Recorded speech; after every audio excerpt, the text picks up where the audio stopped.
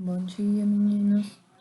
Bom, depois da última aula que nós vimos, esse estudo de caso para saber mais sobre a dupla qualidade das cooperativas agropecuárias, agora nós vamos ver como é que se organizam as associações e cooperativas agropecuárias brasileiras.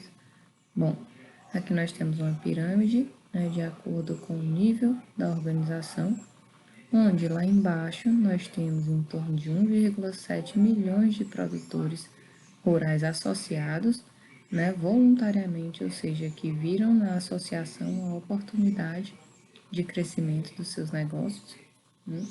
Então, esses associados aqui, esses produtores, podem estar em associações ou cooperativas, certo?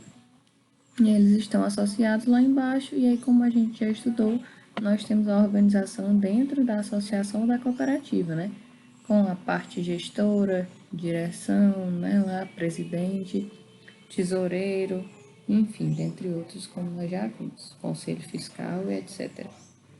E acima desses, o que estão?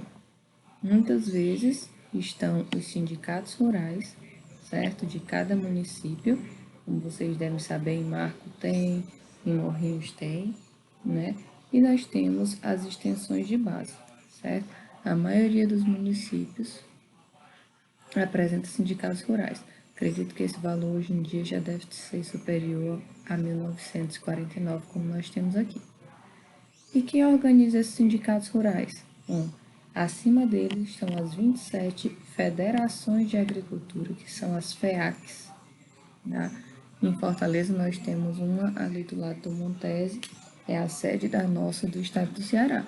Então são 27 federações, que são os 26 estados mais o Distrito Federal. E a CNA é a organização que está no topo de tudo, certo? Que luta pelo direito desses agricultores, E se algo não foi resolvido em escala municipal, se não for resolvido dentro da cooperativa, associação, vai para a escala municipal, vai para a escala estadual e chega então a uma escala federal, que é a CNA. Bom, e o que é a CNA? É a Confederação da Agricultura e Pecuária do Brasil, tá? É a Confederação Nacional, certo, da Agropecuária.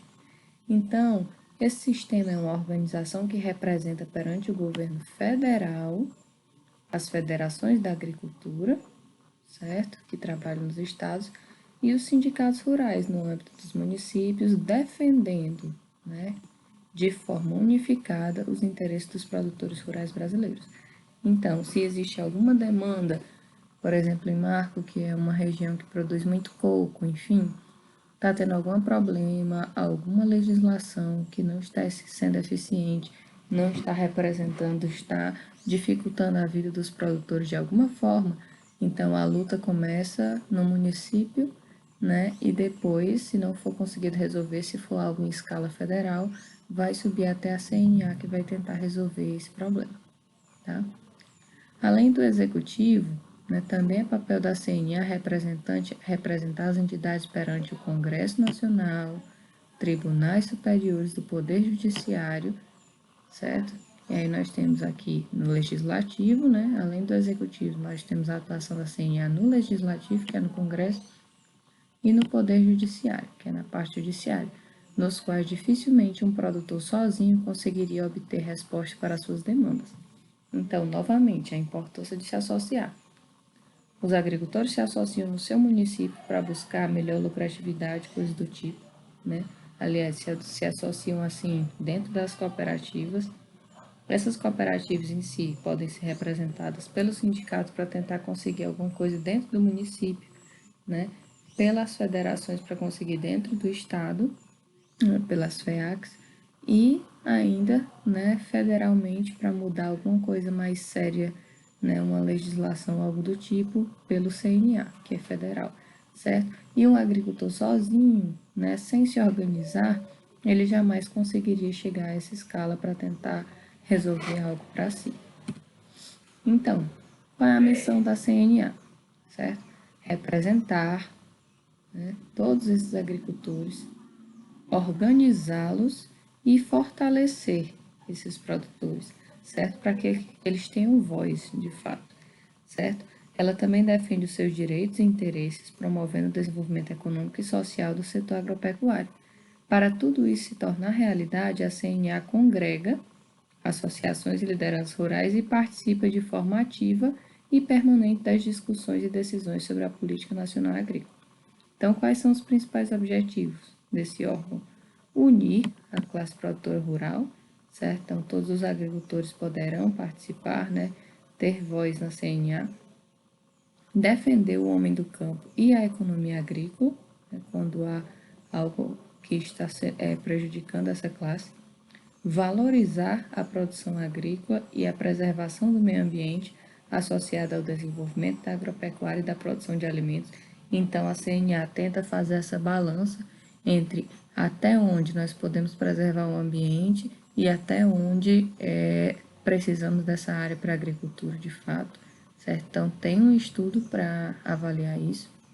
Defender o livre comércio de produtos, né, da agropecuária e da agroindústria, buscar e demonstrar o correto conhecimento dos problemas e das soluções apropriadas às questões da categoria econômica.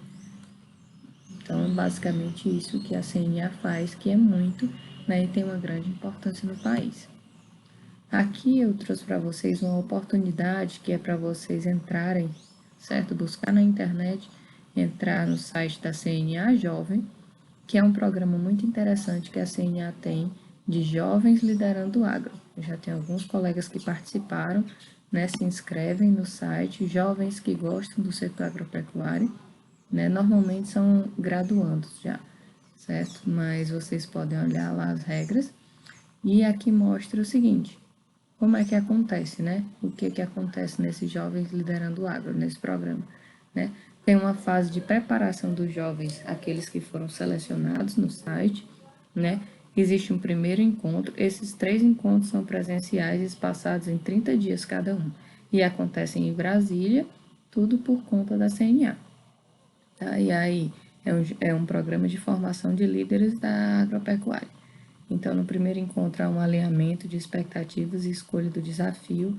Aí, detalha um desafio que as equipes vão fazer. Normalmente, as equipes são selecionadas por estado. Depois, no segundo encontro, a criação de um plano de ação, ou seja, vocês vão identificar um problema na agropecuária e vão buscar uma forma de resolver, tá? E aí, vão elaborar o plano de ação em casa e no terceiro encontro vão ser apresentados os planos de ação e a equipe vencedora vai, então, receber determinada premiação, tá? Mas, voltando para a aula, tá? Na aula de hoje, nós vamos conhecer conceitos importantes, que são o lucro e o retorno, tá? Muitos não gostam, né, tanto assim, dessas disciplinas que nós temos, mais voltada à parte administrativa, contábil e tal, mas vocês têm que estar cientes que é um grande problema dos nossos produtores não ter esse conhecimento, certo? Muitos deles produzem e não sabem nem quanto é que está ganhando, e aí tem grande chance do negócio não dar certo, certo? A gente planeja para errar menos, sempre a gente acaba errando em alguma decisão, tá? Então é muito importante planejar e saber administrar o negócio que tem. Então, agora os conceitos de lucro e retorno, tá? Lucro provavelmente vocês já devem ter ouvido falar, né? Muitos devem saber mais ou menos o que é, e retorno a gente vai ver agora também. O lucro é o retorno positivo do investimento, ou seja, quanto você lucrou, né? Normalmente, quanto você ganhou. Eu vou mostrar a fórmula para calcular que vocês vão entender melhor. E no retorno da mesma forma, é a devolução do lucro ou da sobra. Daquilo que sobrou é o que está sendo devolvido. Vamos lá. Vamos utilizar o mesmo exemplo, certo? Para calcular tanto o lucro como o retorno. Bom, no lucro, vamos lá. Nesse exemplo, nós temos o seguinte: somando-se os custos fixos e variáveis. E o que são isso? Bom, vocês vão fazer no projeto que vocês estão elaborando, né? Tem alguns custos no empreendimento agropecuário que são fixos, por exemplo, salário do seu trabalhador, né? quantidade que você gasta de água, gasta todo mês, sempre aquele valor ali vai ser fixo. E variáveis, por exemplo, necessidade de uma pulverização esse mês é algo que variou, no outro mês não tinha, tá? Então, somando todos os custos do seu negócio, certo? Para a produção de feijão, aqui no caso, os fixos e os variáveis, para produzir 1 quilo de feijão, chega-se a 70 centavos, tá? Então, o produtor, tudo que ele gastou, né, para produzir esse quilo de feijão foi 70 centavos. Como é que ele sabe disso? Porque ele olhou tudo que ele gastou e dividiu pela quantidade de quilo de feijão que ele produziu, certo? E com isso, esse produtor conseguiu vender o feijão dele por 90 centavos. Aí vamos lá. Para se chegar ao lucro, é preciso fazer a seguinte conta: preço de venda menos o custo total, certo? Então, se o preço de venda foi 90 centavos e o custo total foi 70, o lucro líquido foi 20 centavos, certo? Então, o que é esse lucro, certo? É o valor que ele conseguiu ganhar com aquela produção dele, tá? Então, foi o que ele apurou, certo? Naquele momento. Ele tirou os custos dele e ainda assim sobrou algum dinheiro, tá? Então, é o lucro líquido ou a sobra. Agora, no mesmo exemplo, o que seria então o retorno, tá? Para se chegar ao retorno, é preciso fazer a conta. Ganho obtido, certo? Menos o investimento dividido pelo investimento. Então, o ganho obtido foi por quanto ele conseguiu vender o feijão, né? Ele obteve 90 centavos. O investimento foi os 70 centavos que ele gastou para produzir o feijão. Então, o retorno é o quê? Ganho obtido, que é o 90, menos o investimento, que é 70, dividido por 70. Esse valor, quando vocês fizerem a conta, vai dar 0,28 centavos, tá? E, centavos não, perdão, é uma taxa, 0,28. E esse valor a gente vai converter para porcentagem, certo? Que vai dar 28%. Então, o retorno desse produtor é de 28%. Ele investiu um valor, que é 100%, e ele ganhou, então, 28% em cima desse valor, certo? Na agricultura, essa porcentagem varia muito, tá? Tem atividades, como eu falei para vocês, de grandes culturas, como feijão, como milho, como a soja, que o nome já se diz grandes culturas porque a gente precisa produzir bastante área dela, né? Um volume muito grande para ter um retorno bom. Então, essa taxa de retorno é baixa, tá? Você ganha pouco em cima de 1 quilo, mas você produz milhares de quilos, toneladas e toneladas. Já em hortaliças e frutas, esse retorno normalmente é maior, porque aí você não precisa produzir tanto assim para ganhar dinheiro, porque você ganha mais em cima do produto, certo? Então, por que vocês acham então que a gente deve estudar esse tipo de coisa? E por que é importante? Principalmente para quem vai ter um negócio, tá? Isso está relacionado diretamente, né, ao seu espírito empreendedor, certo? E à sua capacidade de negociar no mercado de trabalho, de saber o que está fazendo. Não é só saber produzir. A gente tem que saber por quanto pode vender, tem que saber quanto está gastando para que a nossa atividade seja lucrativa e a gente construa um negócio rentável, tá? Para quê? Para que não aconteça isso. Normalmente, a gente vê muitas situações, certo? Em que nós temos uma pessoa que soube ganhar o dinheiro, que faz lá, produz e tal, desenvolver um lote, produz bem. E aí nós temos um filho, né? Que não sabe fazer isso, só esbanja, gasta mais do que o que pode. E aí nós vamos ter o filho desse, por sua vez, que não vai poder usufruir esse benefício.